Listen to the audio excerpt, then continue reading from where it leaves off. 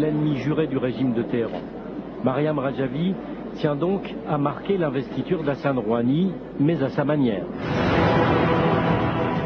تلویزیون کانال 3 فرانسه افشای چهره واقعی روحانی توسط مقاومت ایران در گردهمایی به مناسبت ماه رمضان. از نظر مریم رجوی دشمن قسم خورده رژیم تهران، دیکتاتوری مذهبی، کانون بنیادگرایی و یک نظام رفرم ناپذیر است. نمایندگان قریب به 20 کشور خاورمیانه و شمال آفریقا، از سوریه تا مصر و از فلسطین تا تونس، همه با این نظر موافقند.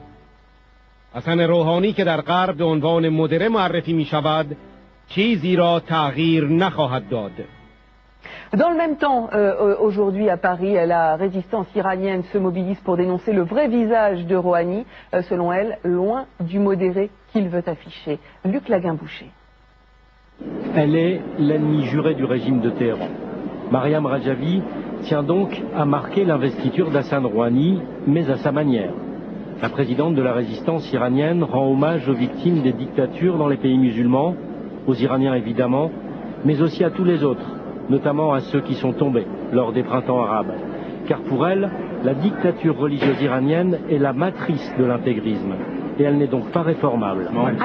La situation en Iran est complètement explosive, donc si le régime recule, ne serait-ce que d'un seul pas, la population va profiter de cet espace pour se révolter. Et comme la population voue une haine à ce régime, cela va forcément mener à sa chute. Donc le régime ne peut absolument pas changer.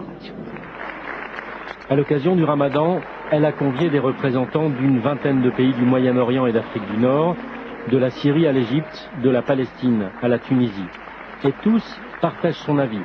Hassan Rouhani, 7e président iranien, celui que l'Occident présente comme un modéré, ne changera rien.